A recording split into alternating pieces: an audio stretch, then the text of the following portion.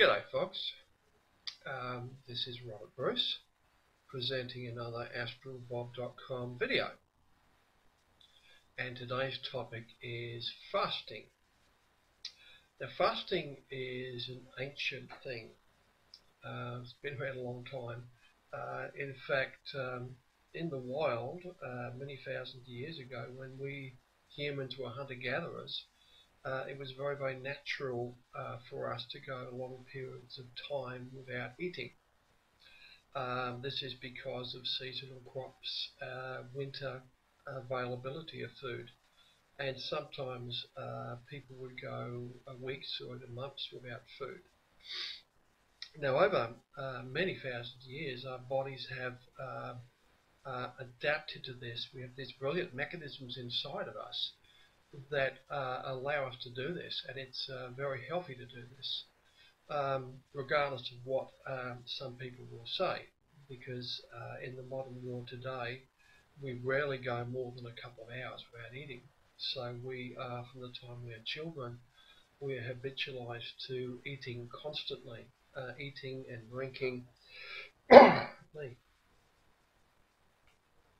But in a spiritual sense, fasting is an absolutely invaluable tool.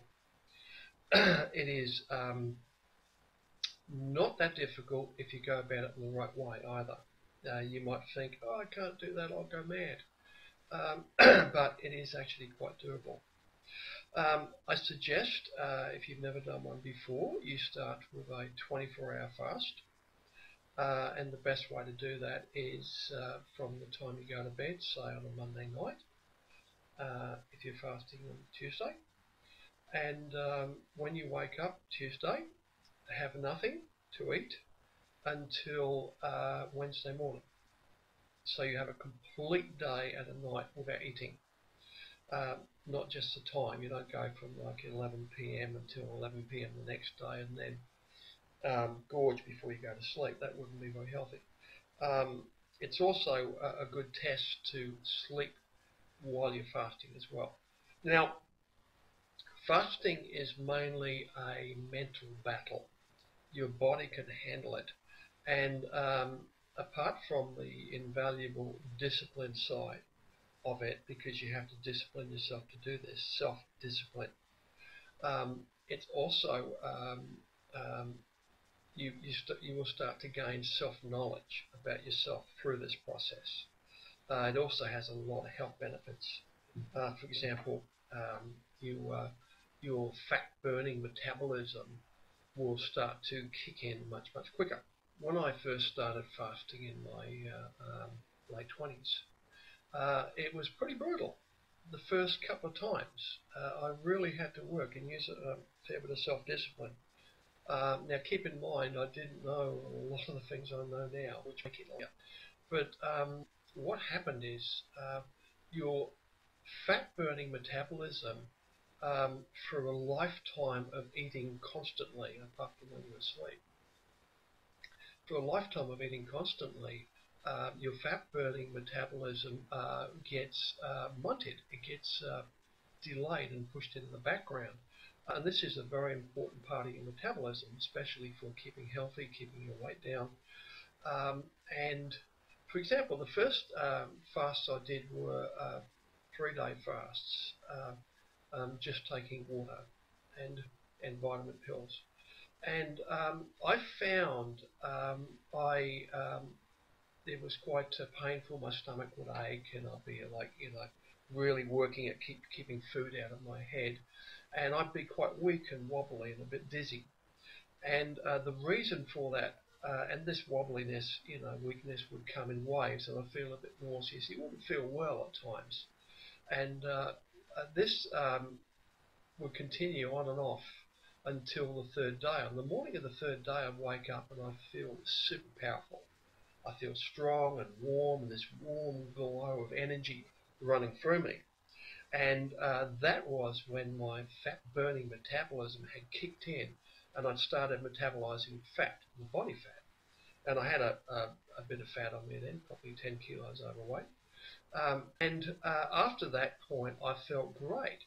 And I did a series of 3-day fasts for once a week for several weeks, and then I did a 11-day fast. And I found after the third day, I was fine. And then up until the 11th day, I decided to end it. Now, after repeating this for a few months, I noticed after a bit. So it's again, cut this bit out. T, cut it out. After repeating this process for a few months, I noticed the third day thing started to happen sooner. It started to happen on the second day, and then it would start to happen on the first day. And after several months of regular fasting, I found it would happen sooner and sooner until it would happen about 9 o'clock in the morning on the first day. I'd wake up in the morning, first day of the fast, 9, 10 o'clock in the morning, depending on what time I got up. I'd feel a little bit weak and a little bit growly and hungry. And then I'd feel this warm surge of energy flow through my body, and I felt very powerful and strong and had lots of energy. And this continued for the duration of the fast. Now, for discipline purposes and health purposes, I don't see the reason for anything longer than a 3-day fast. Now, that is 3 complete days. So, you start on the Monday night and you fast Tuesday, Wednesday and Thursday, and you don't eat again till, say, Friday morning. If you're working, do it over a weekend. Start from Friday night and don't eat again till Monday morning if you have to work. Work it out for yourself. But start with a 1-day fast. Always start with something achievable. You may succeed the first day, you may fail, because there is a mental battle inside of you that occurs. And you will find it comes in waves, just like any addiction, like smoking or alcohol, whatever the addiction is. You'll feel this compulsion come over you, and you'll feel images of food and eating, and what's in the refrigerator will come over you, and what food's available, and you'll start thinking about it. And as soon as you start thinking about food as a food object to eat and what it will taste like and that, your stomach will go mad. It'll start growling and it'll get painful, and it'll make the fasting process worse. Now, one of the first things you have to do to fast effectively is to switch your mind off of food, so that food is not a food object.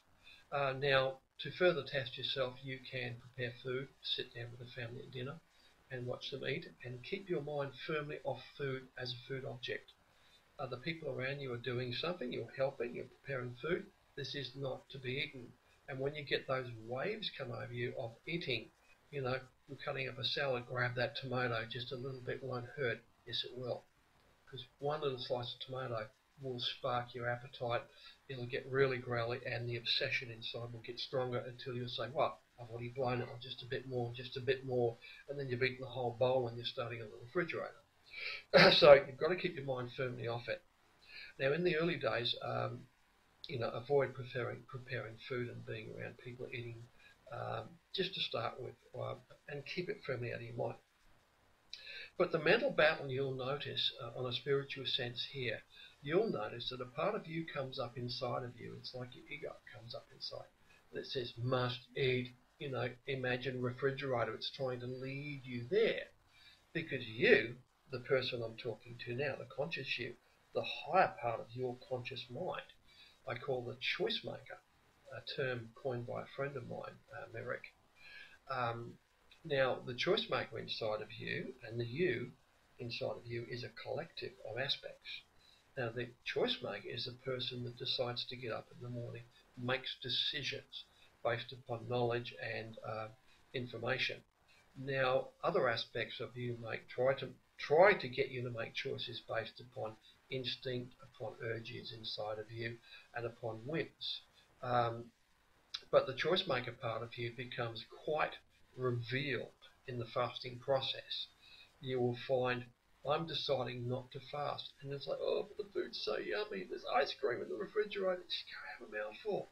And it's like, no, I won't. It's like, sounds a bit schizophrenic, but this part of you, it's not talking. but it's urging you and it's making thoughts go through your head, which are yours. And you're arguing against this because the part that's arguing for what you want to do is the choice maker. This is like the analogy of the elephant and its rider. The choice maker is you, your mind, the conscious you. The elephant is your ego and everything else, the other aspects of you.